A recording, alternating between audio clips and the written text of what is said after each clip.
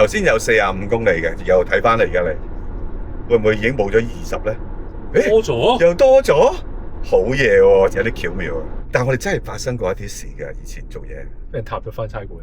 係啊，真咩？真㗎。相信暫時咧，國內係呢個級數嘅車係得呢一部係後置後驅嘅啫。點解要咁樣咧？廠方就講話提高個駕駛感覺，係少少嘅會有。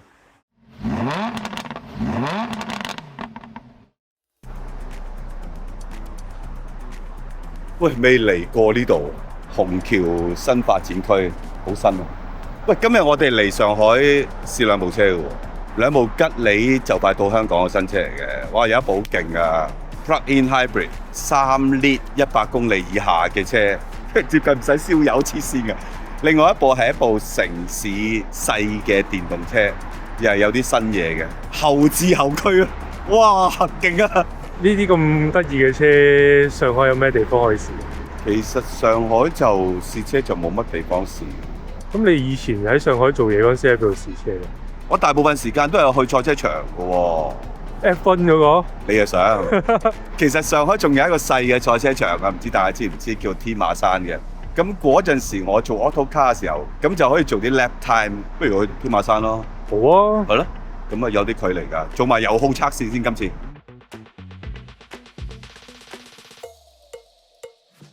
喂，一上車就900公里，你見過未？哇！雖然話 plug-in hybrid 即係而家我哋揸緊呢一架係星藍7 EMI， 咁呢個係大電池版本嚟嘅，即係大概係19 kW 左右嘅磷酸鐵鋰電池。咁另外佢有個細嘅版本係8 kW。咁如果兩個版本其實純電嗰個行程都係有差距嘅。咁而家呢一架車嘅純電咧，其實佢冇差過，所以剩翻47嘅。理論上官方嘅數字係可以去到82嘅。另外細嗰個電池嗰個版本咧，大概係50公里嘅。你幾耐冇喺上海揸車啊？好似08年翻咗落嚟之後都冇揸過。哇，都出就係20年啦。都，但係啲人揸車都係急嘅。好啱你喎，我覺得。都係咁急。但係我係一個外來人，我就唔急嘅。去天馬山咧，表面上好似唔遠咁嘅，幾廿公里嘅。咁但係以前做嘢嘅時候，有時候出車會喺譬如浦東攞車，因為要喺啲經銷商度攞或者喺廠家度攞，咁可能揸到過去其實都要個零鐘頭啦。嗱，上海試車就係成日都係咁咧，其實都係一個平原城市咧。咁所以我哋以前除咗喺天馬山，真係會去下其他地方嘅，但係要睇架車得唔得，因為車唔一定借俾你好多人㗎。好多時候係即日還添嘅。如果喺大陸即日還，其實你試車嘅時間可能都好短。好短㗎，所以可能係喺市中心兜下就 OK 㗎啦，即係試唔到咩嘅其實。如果係咁短時間嘅，咁咪做少啲篇幅咯，真係冇辦法喎。仲有就係好似呢啲咁嘅臨時牌，唔會有司機揸出嚟俾你咁好嘅。就係要你去自己去攞車。係啊，自己去攞車㗎。我哋感唔感覺到佢嘅棉花糖座椅嘅優點？我依家俾個按摩係啊，分散咗注意力啊！呢個按摩直頭唔想識佢喎，覺唔覺啊？都幾好 feel 嘅其實。係咯，即係好多車嘅按摩，我哋試兩試算啦。係啊係啊。但係呢架咧，你係覺得啊啲力度啊個 frequency 啊都幾啱嘅喎。係啊。好似真係啲按摩椅嗰種硬啲嘅，捽落你個背脊啊，係啦，腳嗰種感覺。佢成個系統叫雷神啦，即係 EMI。OK。呢個 plug-in hybrid 嘅系統。係。因為吉利有兩套 hybrid 系統嘅，有一套係 high performance 啲嘅，好似叫 EMP 嘅，就係喺啲領克啊嗰邊用。EMI 就係好似係呢一部係第一部用嘅，追求極致嘅慳油嘅。係。咁所以點解佢能夠做到3 lit 100公里？唔係單純吹嘅，佢有啲技術嘅嘢。呢套嘅 powertrain 咧，即係引擎加 plug-in hybrid 咧，整個熱效率係去到46.5% 嘅，咁係相當高嘅。因為豐田嘅 hybrid 已經係出咗名，熱效率好高嘅，都係40出頭左右。而比亞迪佢嘅對手都有差唔多嘅系統，都係46，所以佢嘅熱效率係好犀利嘅。能夠做到呢樣嘢，當然係關個引擎有啲特別嘅設計有關係啦，包括佢嘅進氣啦、點火時間啦、冷卻嘅方法啦、全鋁合金啦，仲有就係佢有一個好特別嘅系統嘅。除咗有2個摩打之外，仲有一個類似豐田嘅 Power Split Device 嘅，所以其實佢係一個並聯嘅 hybrid 嚟嘅，可以純電行，可以電油同摩打一齊出力，所以就唔係我哋喺香港見過嘅另外一種，譬如 Zero Hybrid、ePower 啊、本田嗰種嚟嘅，係更加類似於豐田嗰種嚟嘅。仲有一樣嘢就係佢嘅電池啦，有大有細啦，但係都係輪先鐵鋰，唔係寧德時代，唔係比亞迪嘅電池，係另外一間廠嘅。但係佢嗰個能量密度去到170 kWh 每公斤嘅，亦都係比普遍嘅輪先鐵鋰電池嘅160係高咗一截嘅。咁所以點解車身會比較輕少少咯？喂，你有冇發覺咧？我停咗咁耐咧，個引擎冇着過。係喎，聲都唔聽。我諗我哋停咗9個字啊！係啊，完全冇着過引擎。哇！呢個可以做尖，好重啊！呢個好難想像嘅車係1700公斤嘅車，全身都係鐵 Iron Man 啊！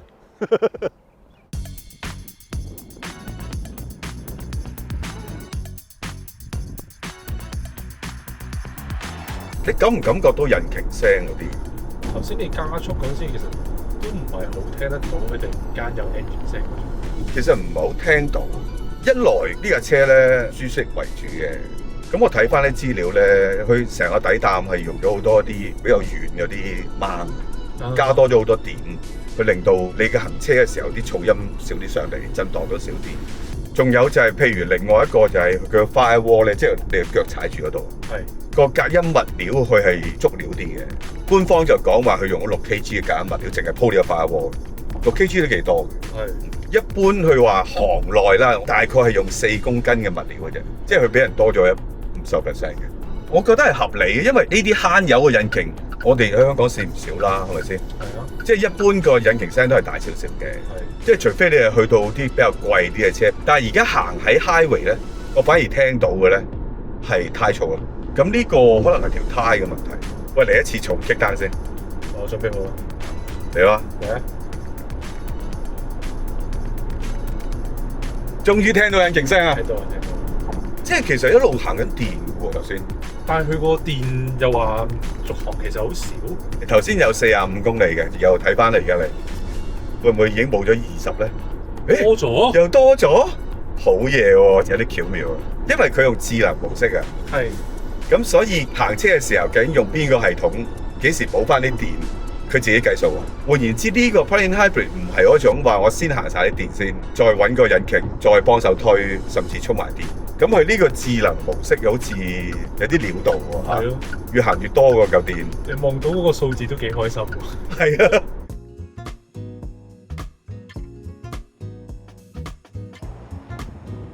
哇，唔同晒天馬山，接近20年前，真係一個棚咁嘅啫喎，類似早期嘅珠海咁咯，冇乜建築物嘅，總之有一個低棚咁。哇，而家好勁啊！但係個場其實好細嘅啫，有啲可惜喎。有啲可惜啊，入唔到去望下，因為個場應該個路線嘅設計係冇變過嘅，得2公里左右嘅，但係已經係最方便喺上海嚟講嘅賽車場嚟嘅，因為你頭先咪講F1賽車場嘅，係啊，你想入去啊，冇咁易。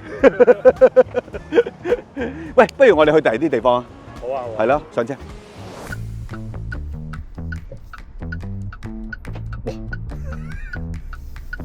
好細嘅部旋盤徑。係咯。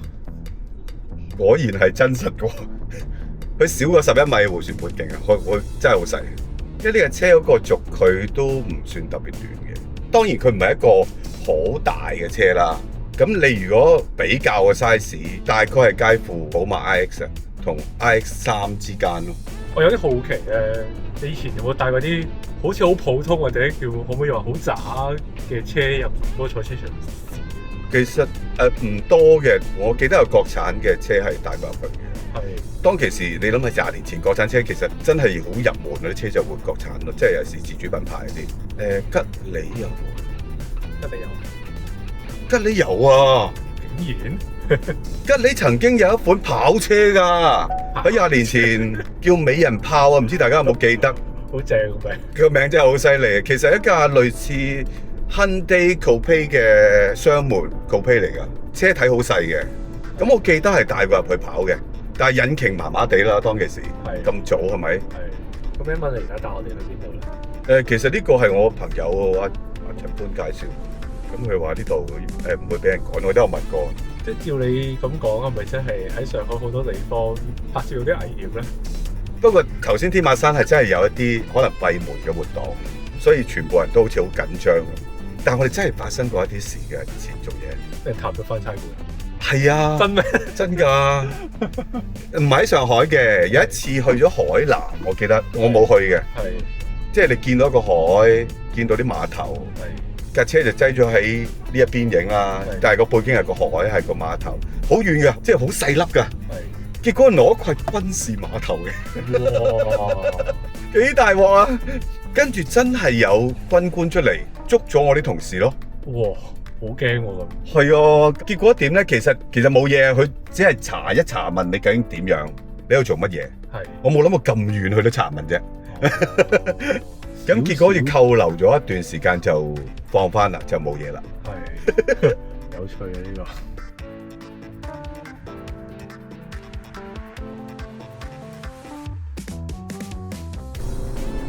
都幾快喎，其實係好日常都好夠用喎嗰種。佢嗰個動力嗰個銜接係做得好好，即係就算個引擎嘅 kick in 咧，加埋個電去傳翻落個轆嗰度咧，成個過程都仲係好似模擬緊電咁嘅個感覺。但係佢就唔係嗰種好大嘅 instant torque，所以呢種嘅 plug-in hybrid 第一樣嘢就係佢嘅力量咧，似乎係比我哋常見嘅豐田嗰種係再勁少少，同埋佢嘅 regen 而家係用緊自動嘅。開個高俾你 feel。好啊，開個高嚟睇下。哇！又係頭段唔揦住嘅。大家如果睇影片咧，應該大概係1秒。係啦。喂，不如你又試下坐後座，因為呢個係 sell 後座嘅都。好啊。後座測試完。後座測試完。不過其實而家咧，我望上去其實可能加埋呢個大天窗啦。嗯。我 feel 到個頂其實係幾多空間。佢呢架真係屬於中型 MPV 嚟，同埋佢嘅車頂一條直線拉到好後。呢架係平實啲嘅設計嚟嘅，好似個車頂仲好過我部 Model Y 喎。呢架嗰個車身嘅設計咧，其實個風阻唔算太差㗎，幾好添嘅風阻係0.28啊！呢一類嘅 SUV 嚟講係國產啊，當然講緊屬於幾低嘅數值嘅。所以我哋頭先行 highway 嘅時候，我哋風噪又唔係真係咁多啊！呢啲粒得，你覺得點啊？似一個橡皮糖嗰種感覺啊！係啊，煙煙韌韌咁樣就過咗，即係唔係你嗰啲 Model Y 嗰種。係，係軟腍啲嘅。我自己坐落感覺佢冇 G6嗰啲咧，我呢個係再腍少少嘅，我覺得個避震。同埋咧，呢架係頭轆車嚟㗎嘛，頭係麥花臣啦，後係多連杆啦。頭先我裝落去車底咧，我發覺佢下搖臂真係幾長。嗰兩條臂伸向車體中線嘅點咧，都幾真係接近車體嘅中線嘅。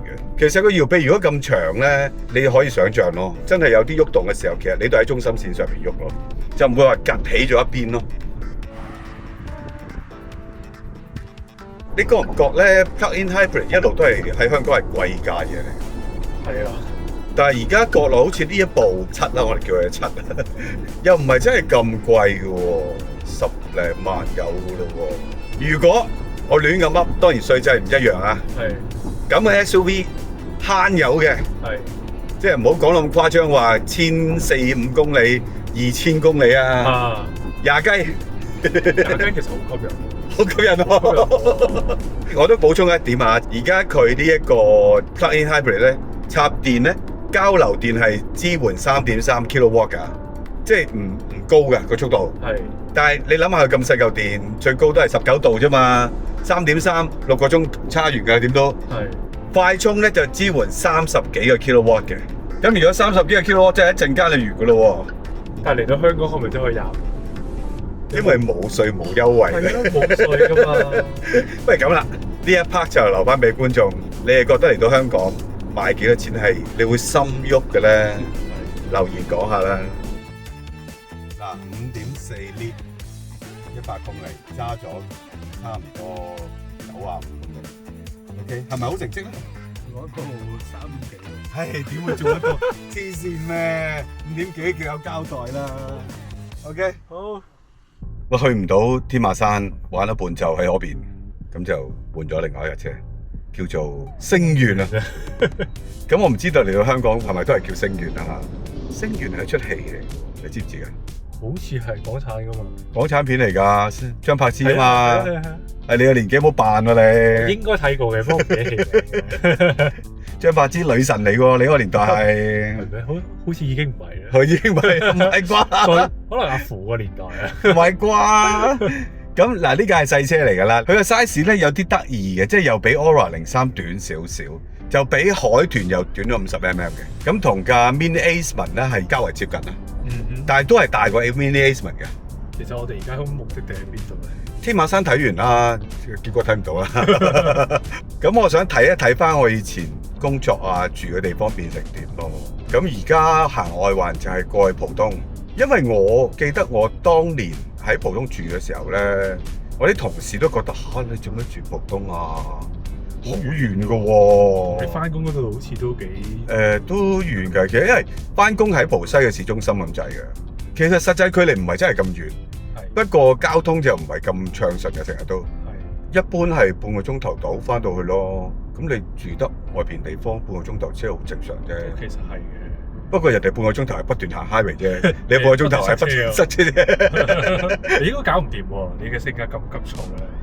唔係喎，係我嚟到上海係好慢嘅喎，我感覺係好慢嘅喎。聽住先。因為你嚟到一個陌生嘅地方，你都要學下人哋嘅文化先啊嘛。哇！你一嚟到就真係公主道上身咁，點搞啊？撞得幾多鑊啊？因為上海揸車真係唔同文化嘅，而家好似感覺好啲。我講咗俾你聽啦，即係如果有啲路咧係3條線一齊 S 過咧，永遠係變咗一條線㗎，大家。拉條直線過㗎。嗰陣時加上其實個工作壓力冇喺香港咁大嘅，基本上唔使寫稿啦。嘆嘢。你做咩嘅咧？其實我係一個編輯顧問嚟嘅。我諗熟悉國內出版嗰啲朋友知嘅，即係國內嘅出版全部都有個刊號，刊號係屬於國家嘅。你要做呢個刊號嘅總編輯咧，理論上係要本地人嘅，即係有身份證嘅人嘅。咁我只有暫住證㗎嘛。咁我唔可以 entitle 呢啲咁嘅職位咯。即係實際就係做主編，你可以咁講啦。名義上就係帶唔到個 grade。係啊，早年其實出版都係一種技術交流嚟嘅。香港嘅出版業發展咗好多年，咁某程度上你可以話經驗多啲啦。國內嘅出版係另外一種嘅生態，咁佢轉成商業模式比較強啲嘅時候，咁佢都想有啲即係有商業模式嘅編輯或者個經驗嘅人上去做咯。所以我嗰陣時第一寫稿啦，試車就我會出去試車嘅。天馬山我係會去嘅。因為喺賽車場揸車，其實國內同事當其時係未係有好多經驗嘅，啲圈速都係我做嘅。你咪神秘車手，冇頭盔喎。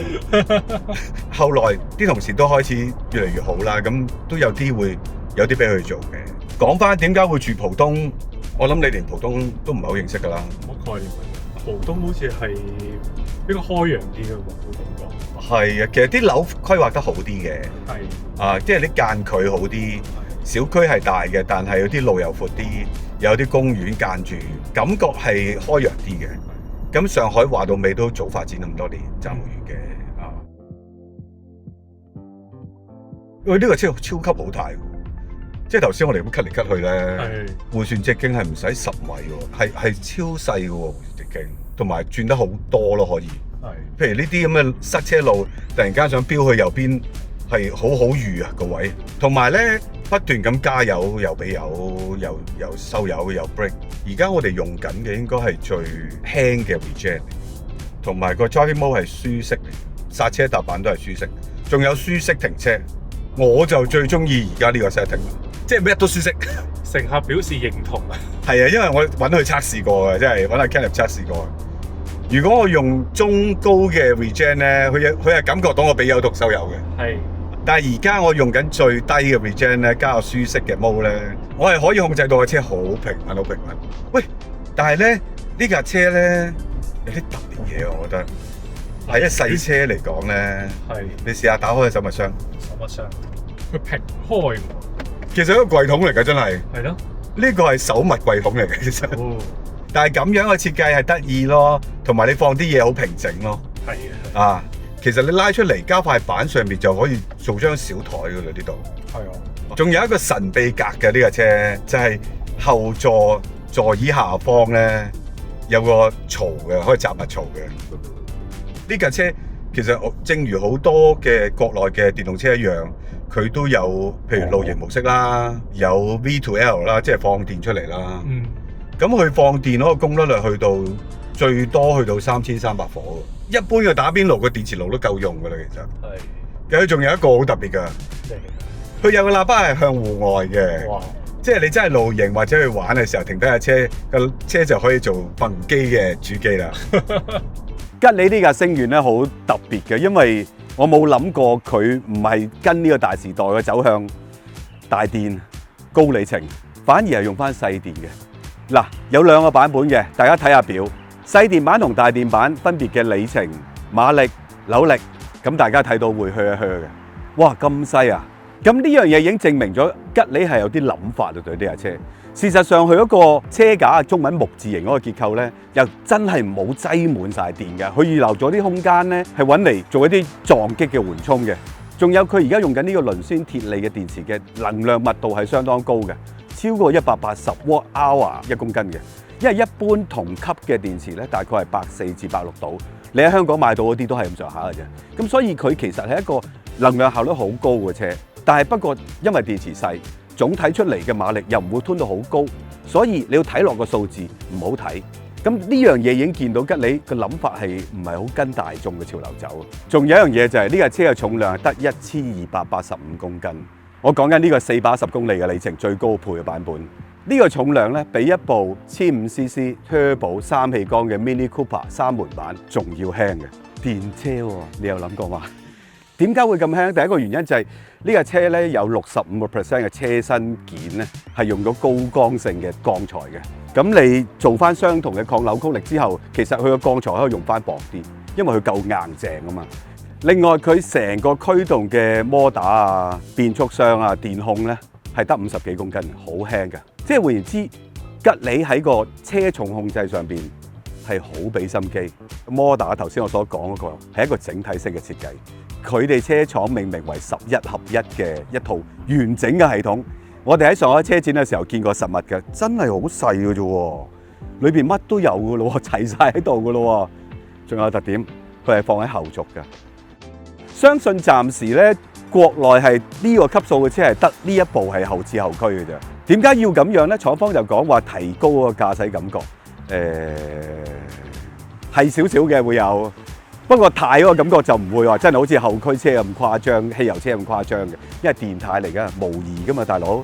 但係呢個車身嘅平穩性咧，後驅喺急加速嘅時候，的而且確頭轆係冇咁容易打滑同響軚，車身比較平穩少少嘅。再加上佢而家設計到呢架車嘅前後軸係50-50比例嘅重量，咁所以呢架車咧，似乎喺個 Dynamics 嘅設計上邊係有啲諗法，係想去好揸啲、好玩啲。雖然馬力細啲，里程短啲，但係揸下感覺濃烈少少啊！咁當然後驅車推住尾行嗰種感覺係過癮少少嘅。當你急加速嘅時候，頭轆車有時真係特別係電車係吃不消嘅，直頭會打滑啊！即係個感覺唔係太好嘅。仲有一樣嘢就係據知啊，據一啲國內傳媒所講，呢架車咧，如果經過廠方嘅閹咗個 ESP 咧，係可以玩甩尾嘅。不過你話呢個 ESP 你可唔可以閹？唔得嘅，要廠方特別閹嘅。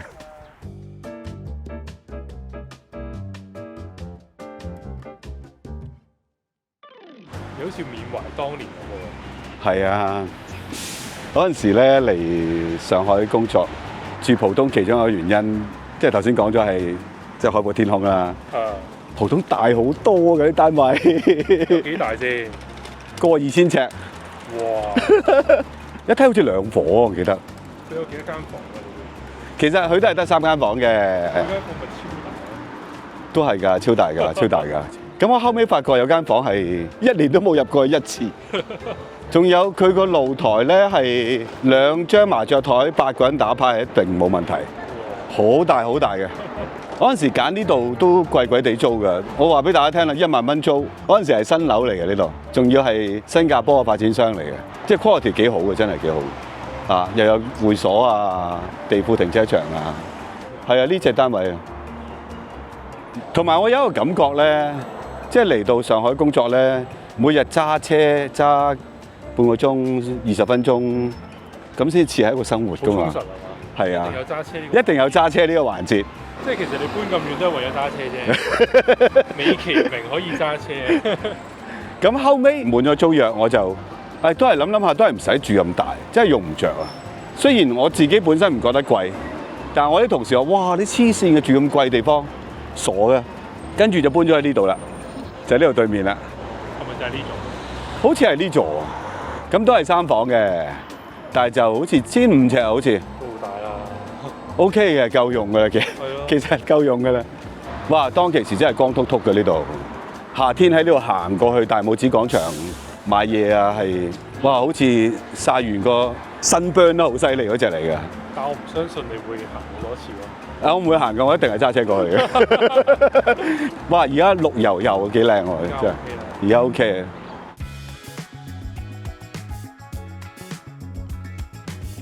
有一樣嘢我覺得要講嘅就係，其實咧佢成個電控咧唔單止係順嗰種咁簡單嘅，其實佢係好輕盈嗰種感覺嘅。電車咧，我哋揸過咧，呢部係算係最輕嗰部嚟㗎啦。因為你幾大力都好，如果係重嘅車，你都感覺到佢存在㗎嘛個 mass。咁佢輕嘅話，你就感覺唔到佢個 mass 㗎啦嘛。加上摩打嘅力係咁低轉已經咁強，咁你一俾油嘅時候，佢又冇負擔嗰個重量，咁咪好順咯，成個感覺。啊，仲有一個原因就係後驅，4個轆嘅 traction 都係咁穩定嘅時候，其實你無論加油或者剎車都有好處咯。如果佢咁平穩咧，好啱啲駕車技術唔高嘅人揸。係咩？因為坐嗰人咧，我咧好容易感受到揸車嗰個人揸得唔好。係啱，你講得啱，你講得啱。即係可能求其揾個人揸都可能，我嗰個都未必會好唔舒服。係。即係啱啲新揸電車嘅人揸。係，再加上而家啲車電控係做得咁好咧，咁輕嘅電車係真係揸落去嘅感覺係爽好多。同埋我覺得車廠亦都冇刻意將個 running gear 咧校到好大嘅比例。等你起油嘅時候，哇！我要做0至100幾多秒，佢冇咯。反而做翻順啲嘅感覺啊。我覺得成架車咧，真係設計俾啲小家庭。你話400公里係咪真係唔夠用咧？睇你去邊啦，當然。但係400公里其實呢個 size 嘅車仔嚟講都係常有嘅都好似嚟嘅。咁當然有啲好誇張，去到500幾都有。但係你就要孭一個好重嘅電，因為你孭到咁重嘅電咁短去續佢，原本細車有個優勢，即係你消磨咗一部分。起碼，仲有一樣嘢，你頭先有冇見我玩啊？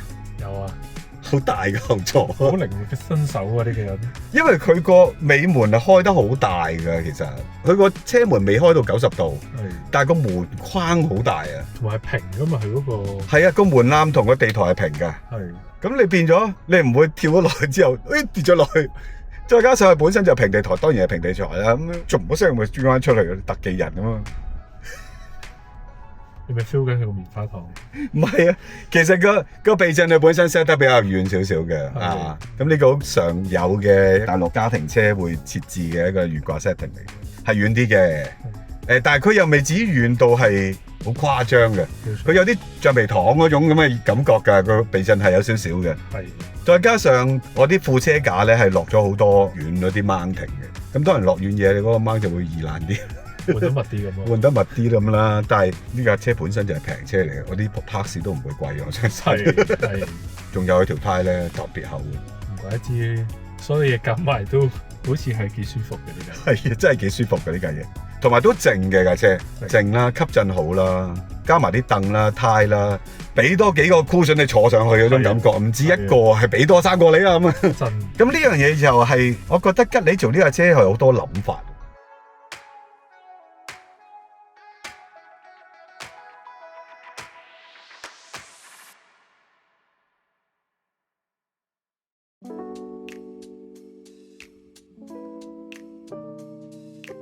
佢呢度就係我以前翻工嘅地方 ，AutoCar。其實唔止 AutoCar 嘅，佢有 AutoCar 啦、Whatcar 啦、Stuff Magazine 啦，我唔知你知唔知 Stuff Magazine？ 即係啲 Gadgets Magazine 嚟嘅，外國都出名嘅，英國出名啊。主要係呢3本我記得。哇！但係真係唔同晒喎，因為喺下邊呢一度咧，係 rebuild 過下邊商場呢一 part。係以前係好過貨公司嗰啲感覺嘅。啊，呢個以前我入門口就入呢度咯。我間房就係望住南北高架咯，就望住呢條路咯。睇下先。啊，日日望住佢塞車咯。同埋我間房好大嘅。大到咩地步咧？我諗啊，同而家啲納米屋差唔多，都有100幾尺㗎，都應該200尺到啦。咁即係可以喺公司過夜㗎。有啊，我張3人大梳化喺裏邊㗎。咁你以前做嘢使唔使喺公司留宿啊？唔使嘅嘢，我嚟到之後其實做嘢就輕鬆咗好多嘅。係。因為一來我寫嘅嘢唔啱呢度用啦，啲同事都幫我改到韭菜啦，你都係唔好寫啦。咁我落於唔使寫啦。咁二來我係多啲做策劃㗎嘛。係。其實同事都係需要經驗啫。咁所以有時啲車佢試之前，大家又傾有啲咩諗法，咁我又俾翻啲 idea 佢架車係點樣嘅。如果試車嘅時候要留意啲乜嘢嘢，咁試車我通常都會出去嘅啊。咁稿我都會睇嘅，但係校對我就冇乜點做嘅。以前喺 Top Gear 即係由頭一腳踢㗎嘛。咁但係呢度我有8個人做一本書喎。咁係咪算係幾輕鬆？輕鬆㗎其實。因為你個角色唔同咗，其實做嘅嘢唔一樣。如果你講喺編務上嘅嘢，梗係比以前輕鬆啦。但係你要受嘅壓力就係其他嘢咯。你教我去邊度？開會嘅地方以前。離開公司㗎？係啊，我好中意離開公司開會。唔係你帶啲新嘅文化俾啲同事啊嘛，唔使咁嚴肅啊嘛。咁當然當其時一杯咖啡都貴嘅，10幾蚊好似。咁我次次都請啦，當然啊。點解我哋而家唔使開會嘅？我哋而家個都係經驗老手嚟㗎嘛，唔使開會㗎。一埋牙就砌㗎啦，砌之前講兩句，大家就知做乜㗎啦。夾咗咁多年，唔係唔識啊嘛。你又啱。哇，冇晒，因為呢條巷係主要通過去地鐵站嘅。咁以前側邊係有啲攤檔，好細間啊，好似一個貨櫃餐廳仔咁嘅。啊，咁就賣咖啡，不過冇晒咯，乾乾淨淨咯，叫乾乾淨淨咯。咁你行晒你要去嘅地方嗰度啊嘛？主要都去咗啦，啊，因為最多時間係喺呢啲地方咯，一班好有衝勁後生仔一齊做嘢，啊，做咗好多好好嘅嘢。我仲記得，後生仔，我梗係後生啦。我仲記得做完出嚟之後，英國嗰邊嘅大總編睇完話 very good， 哇，好開心嘅其實。拍完未啊你？拍完啦，收工啦嘛。收工啊！收工去食上海嘢啦。好啊，咁呢個地膽啊？地膽啊！我其實唔係地膽嚟嘅。不過我嚟到上海，我聽翻街裏邊啲人講上海話，我有種親切感啊，唔知點解㗎。但係我一句都唔識聽嘅，好親切嗰種感覺。嗯。喂，記得 subscribe 我哋 YouTube channel 啊，仲有 Facebook IG 啊 ，comment like share 啦。咁啊，如果想加入做會員就歡迎，多謝先，See you。